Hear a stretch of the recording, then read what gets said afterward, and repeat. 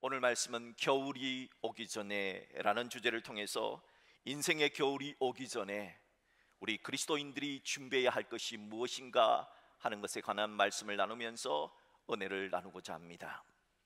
하나님은 봄, 여름, 가을, 겨울 자연의 사계절을 통해서 사람에게도 인생의 사계가 있다, 사람에게도 인생의 봄, 여름, 가을, 겨울이 있다 하는 것을 알게 하셨습니다.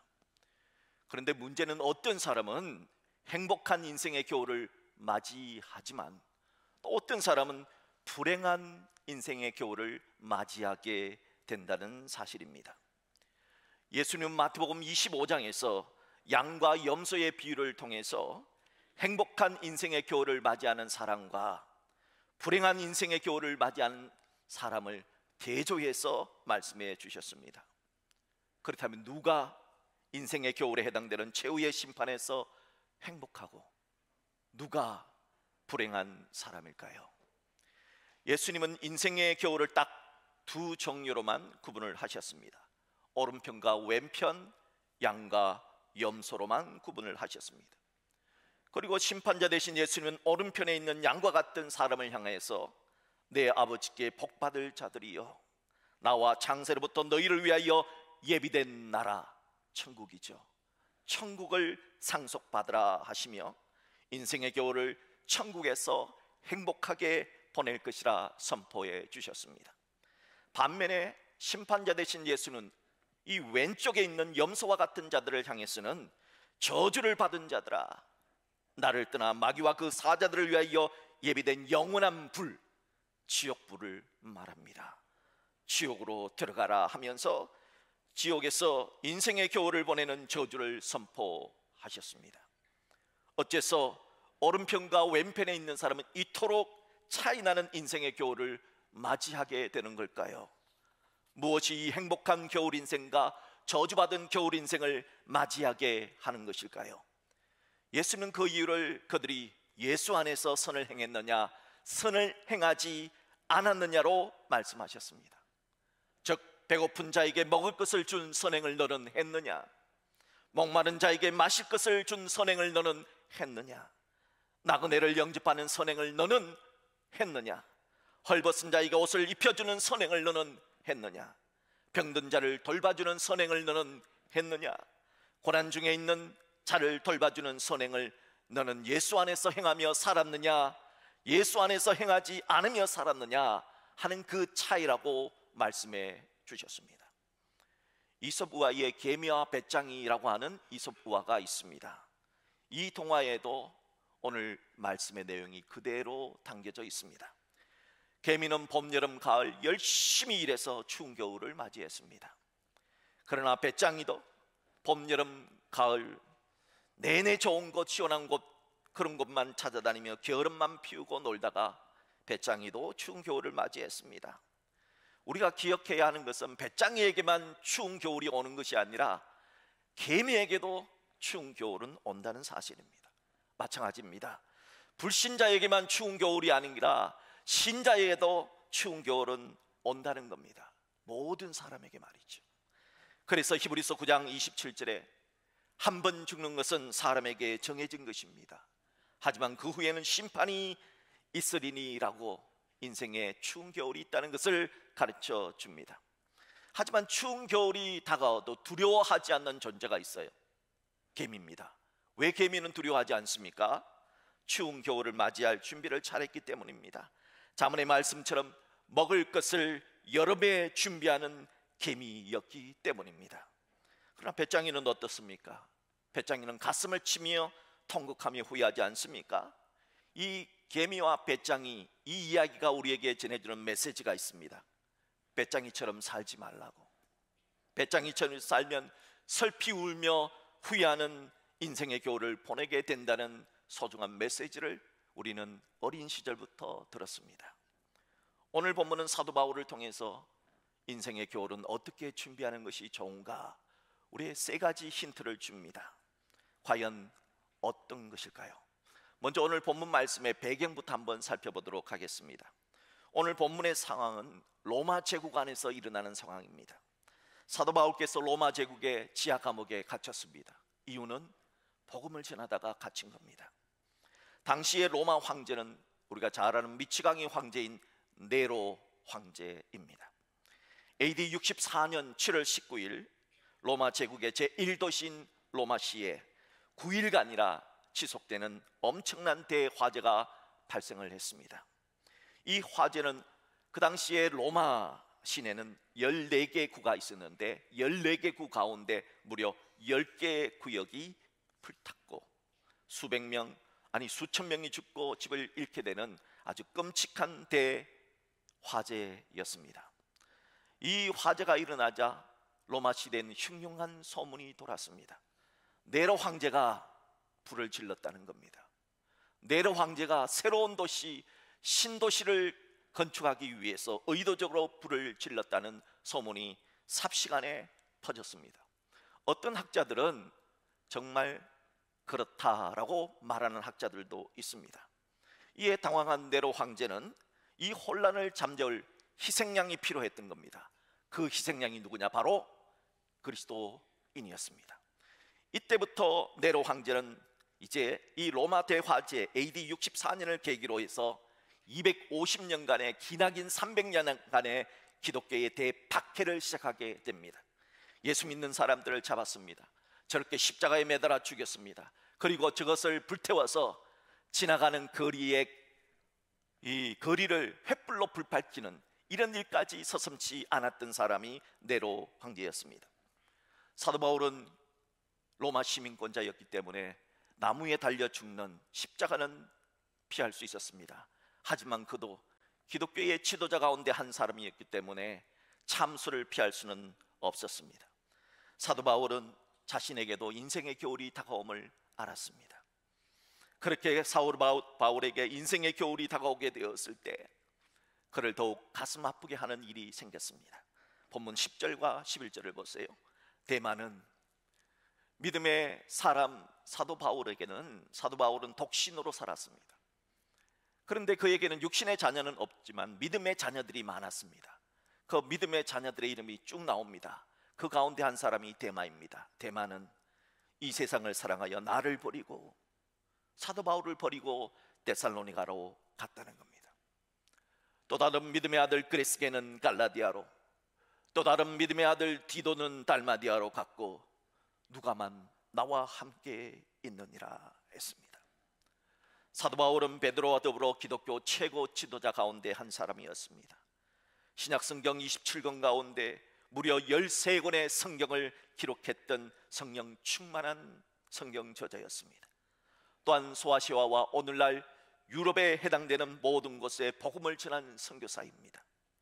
오직 예수님의 십자가와 부활의 복음만을 땅끝까지 전했던 사도 바울이 그에게 인생의 겨울이 찾아온 겁니다. 가장 힘들고 가장 쓸쓸한 이 시기에 사랑하는 믿음의 아들 데마가 이 세상을 사랑해서 바울을 떠나버렸다는 사실은 바울에게는 너무나 큰 충격이었습니다. 사도 바울의 마음이 얼마나 힘들었겠습니까? 또한 이렇게 바울의 마음이 힘들 때 믿음의 수많은 아들들인 그레스게와 디도는 선교한다고 사도 바울을 떠났습니다. 갈라디아로, 달마디아로 갔습니다. 그리고 믿음의 아들 디모데는 에베소에서 목회를 한다고 너무 바쁘게 살았습니다. 이제 곧 이 세상을 떠날 시간이 점점 다가오는데 사도 바울의 인생에 있어서 가장 힘들고 어려웠던 그 시간, 사도 바울 곁에 남아 있었던 사람은 오직 한 사람, 의사 누가였습니다. 의사 누가는 사도 바울의 개인 주치였습니다. 사도 바울의 몸이 좋지 않아서 끝까지 그를 옆에서 지켜주었던 겁니다. 누가복음의 저자요 사도행전의 저자인 의사 누가만 남아 있었습니다. 이런 상황 속에서 사도 바울은 마지막 죽기 전에 인생의 겨울을 준비하고자 믿음의 아들 디모데에게 부탁을 합니다. 너는 어서 속히 내게로 오라. 겨울 전에 내게로 오라 하고 편지를 쓴 내용이 바로 오늘 말씀의 배경이 됩니다. 그렇다면 이렇게 인생의 겨울을 맞이한 사도 바울은 과연 무엇을 준비하려고 했을까요? 세 가지 준비를 하게 됩니다. 이것에서 우리도 세 가지 인생의 겨울을 준비하는 지혜를 얻을 수가 있습니다. 그 첫 번째 준비는 인생의 겨울이 오기 전에 감정의 응어리를 풀어야 하는 감정적인 준비를 하라 하셨습니다. 오늘 본문 11절을 보세요. 사도 바울은 믿음의 아들 디모데에게 겨울이 오기 전에 마가를 데리고 오라, 네가 올 때 마가를 데리고 오라 라고 합니다. 사도 바울은 왜 마가를 데려오라 했을까요? 공교롭게도 이번 미국 대선에서 트럼프 대통령 당선자가 사용했던 캠페인 구호가 마가입니다. 마가. 이번 미국 대선에 사용했던 구호 마가는 MAGA, Make America Great Again, 미국을 다시 위대하게 만들겠다 하면서 자신을 뽑아달라 해서 대통령이 되었죠. 이 마가의 이 마가입니다. 오늘 사도 바울이 데려오라고 하는 마가는 미국 대선에 사용한 마가는 아니에요. 헷갈리면 안 됩니다. 이 마가는 누구냐? 초대교회 지도자인 바나바의 조카가 마가예요. 오순절날 120명의 사도들이, 120명의 성도들이 모여서 기도할 때 성령이 임재하셔서 최초의 예루살렘 교회가 된, 바로 그 교회의 모태가 된 그 마가의 다락방 할 때 그 마가, 여러분 120명이 모이는 큰 다락방을 가지고 있었던 마가, 우리로 말하면 이 마가의 다락방은 예루살렘 성 바로 바깥에 붙어 있거든요. 오늘날로 우리로 말하면 한 압구정동, 압구정에 있는 120명이 들어가려면 몇 평쯤 돼야 됩니까? 네. 한 200평쯤 되는 아파트에 살고 있다. 그러면은 마가가 얼마나 큰 부자인지 대충 짐작하겠죠. 어마어마한 부잣집 도련님이 마가입니다. 이 부잣집 도련님 마가가 예수를 믿었어요. 은혜를 받았어요. 그래서 사도 바울과 함께 1차 선교 여행을 떠나게 됩니다. 그런데 그 당시 2000년 전 선교 여행은 그야말로 고생길이었습니다. 먹는 것도 힘들고요, 잠자리도 힘들고요, 배멀미도 힘들어서, 이 특별히 배멀미는 정말 힘들었거든요. 그래서 마가는 이 일로 말미암아 선교를 하다가 중간에 포기하고 집으로 돌아가 버립니다. 사도 바울은 이 일을 용서할 수가 없었습니다. 뭐 이런 놈이 다 있나? 지가 힘들다고 사역을 중간에 포기한다고, 선교를 중간에 포기한다고, 무슨 이런 놈이 다 있나? 너무 괘씸하게 생각했습니다. 마가는 훗날 중도의 선교를 포기하고 집으로 돌아가 버린 일에 대해서 후회를 합니다. 다시는 그렇게 하지 않겠다 다짐합니다. 그리고 사도 바울께서 2차 선교 여행을 떠날 때 마가는 이번에는 잘할 테니까 저 좀 데려가 주세요, 간곡하게 부탁을 했습니다. 하지만 사도 바울은 아주 냉철하게 마가를 데려가 주지 않았습니다. 결국 이 문제로 마가의 삼촌인 바나바와 그의 절친 사도 바울은 정말 사이가 좋았는데, 바나바와 사도 바울이 이 조카 이 마가 때문에 서로 갈라져서 선교 여행을 떠나게 되는 것입니다. 이런 과거가 있었던 사도 바울, 이 사도 바울이 인생의 겨울을 맞이해서 과거 자신에게 용서를 빌었던 마가, 이 마가의 얼굴이 계속해서 떠오르는 거예요. 그때 마가를 용서해 주지 못한 것들이 바울의 마음을 심히 아프게 했습니다. 그래서 바울은 겨울이 오기 전에 마가를 데려오라, 마가를 데려오라, 이렇게 인생의 겨울을 준비하려는 사도 바울의 행동을 통해서 우리들도 인생의 겨울을 준비하는 첫 번째 지혜의 자세를 배울 수 있습니다. 이 첫 번째 자세는 내 마음에 맺힌 감정의 엉어리를 풀어내라는 것입니다. 여러분 중에 천국 가운데 방해되는 감정의 엉어리가 있는 분이 계십니까? 푸세요. 풀어야 합니다. 여러분들이 과거에 괘씸하다 생각해서 용서해 주지 못한 마가가 있습니까? 여러분의 마가가 있다면 그 마가와 화해를 해야 됩니다. 용서해 줘야 됩니다. 풀어야 합니다. 마가를 데려오라, 내 마음속에 있는 감정의 엉어리를 풀리란 사도 바울처럼 인생의 겨울이 오기 전에 풀어야만 합니다. 여러분들 중에 혹시 부모님과 섭섭한 마음을 가진 자녀들이 있습니까? 푸세요. 풀어야 합니다. 또한 시어머니와 섭섭한 며느리가 있습니까? 푸세요. 풀어야 합니다. 풀고 천국 가야 되지 않겠습니까?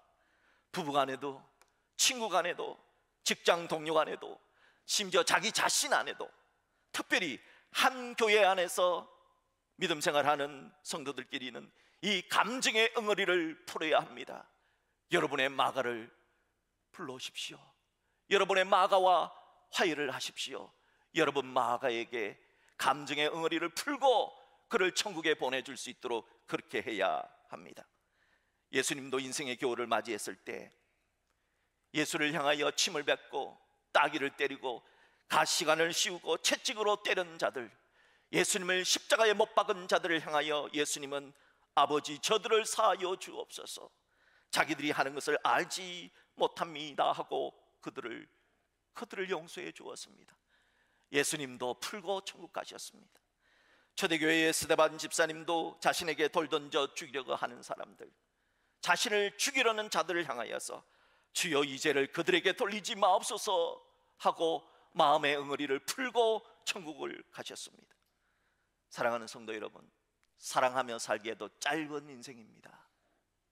어째서 이 좋지 못한 감정의 쓰레기들을 가슴에 안고 살아갑니까? 여러분, 감정의 쓰레기는 버리세요. 그리고 여러분을 힘들게 했던 그 마가를 불러와서 용서하세요. 그래야 여러분의 인생이 펴집니다. 그래야 여러분의 인생이 아름답게 변하게 되는 것입니다.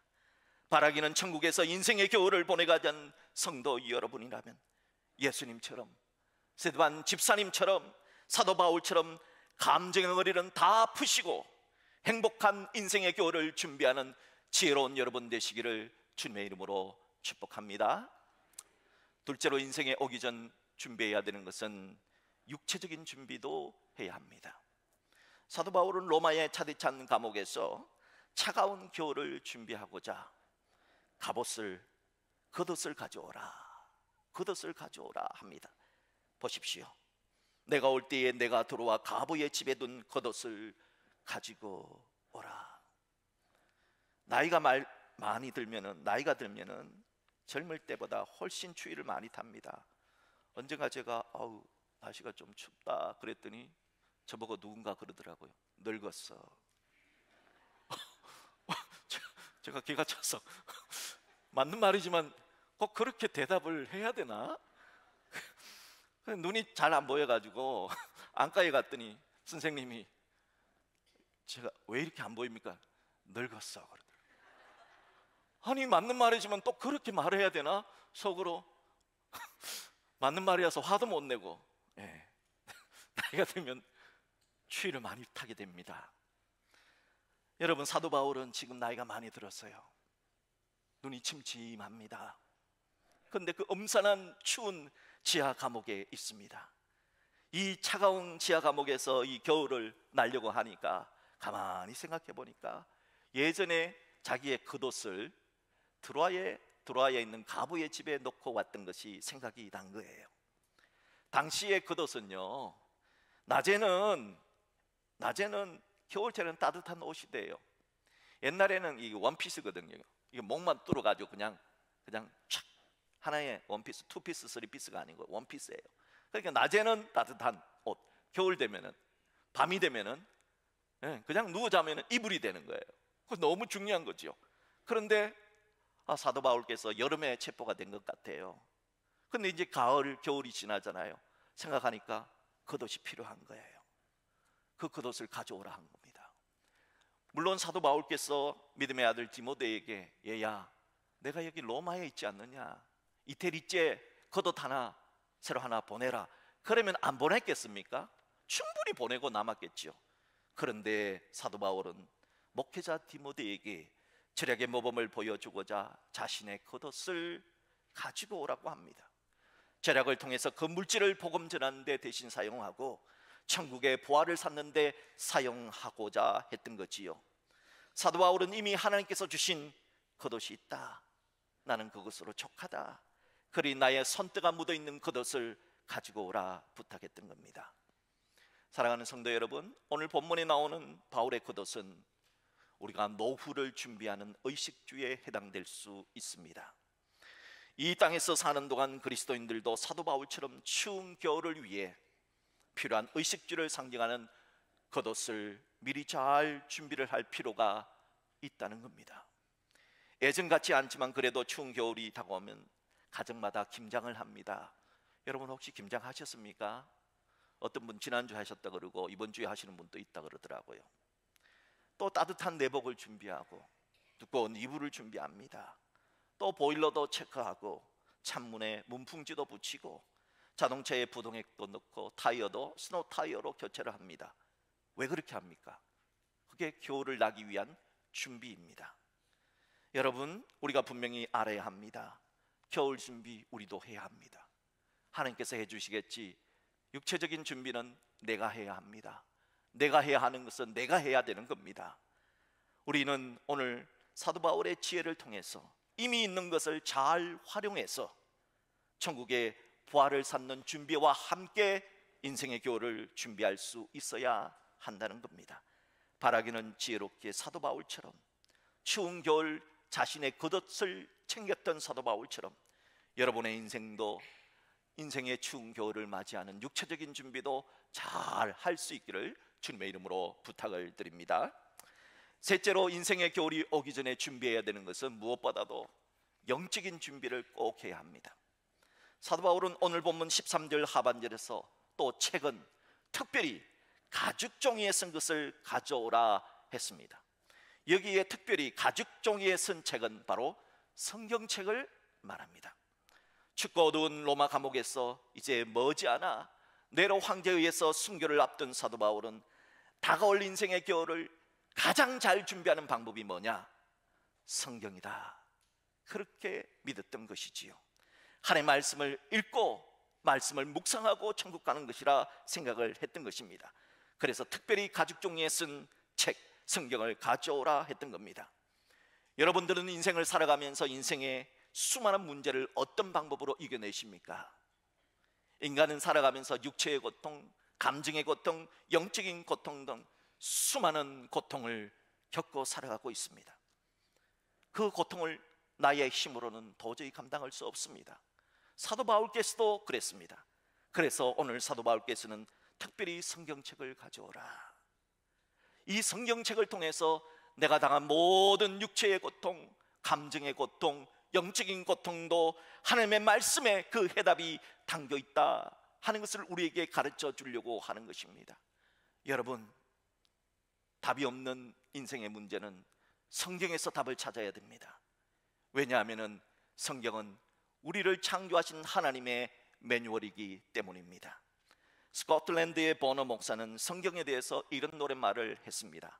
제가 앞구절을 할 테니까 여러분 뒷구절을 이제 해주시면 좋겠습니다. 내가 피곤할 때 성경이, 어둠이 있을 때 성경은, 내가 줄일 때는 나에게, 두려울 때 성경은, 내가 병들었을 때는, 고독할 때는 성경에서, 성경은 풍파 일어날 때 성경은, 아멘. 성경은 바로 이런 책입니다. 사도 바울은 그리스도인들이 인생의 겨울을 준비하기 위해서 꼭 읽어야 하는 책이 있다면 그것은 바로 성경이다. 성경이다 했습니다. 사도 바울 같은 믿음의 영웅도 성경을 읽고 성경을 묵상하고 성경의 말씀을 붙들고 기도하면서 인생의 겨울을 준비했다면 우리들은 더더욱 그리해야 하지 않을까요? 그리스도인들은 나이가 들수록 세상의 책보다 성경을 가까이 해야 합니다. 그래서 하나님의 말씀은 내 삶의 기준으로 삼고 말씀을 읽고 가능하다면 암송도 하시고 그리고 말씀을 붙들고 그 말씀을 읽고 말씀에 근거해서 기도해야 합니다. 그렇게 말씀대로 살아가는 인생이 다가오는 인생의 겨울을 영적으로 준비하는 최고의 방법이 될 수가 있는 것입니다. 사랑하는 여러분, 여러분은 잘 준비하고 계시는지요? 이제 오늘 말씀을 맺고자 합니다. 스위스, 모든 사람들이 가고 싶어하는 꿈같은 나라 스위스, 그 스위스에서 80년 동안을 살았던 한 평범한 공무원을 지냈던 한 평범한 노인이, 이분이 어렸을 때부터 글을 떼면서부터 일기를 쓰기 시작했는데 80살까지 일기를 쓰다가 어느 날 갑자기 내가 80년 동안 뭘 하며 살았지 하면서 80년의 인생을 정리하는 통계를 하나 만들었어요. 그 통계란 자신이 80년까지 살아오면서 보냈던 시간을 분류한 통계입니다. 먼저 그 노인은 80년 가운데 잠자는데 26년의 시간을 사용했습니다. 여러분, 우리 인생 가운데 가장 많은 시간을 뭐 하느냐? 자는 데 사용합니다. 그리고 직장생활하며 사용하는 데는 21년간의 시간을 사용했습니다.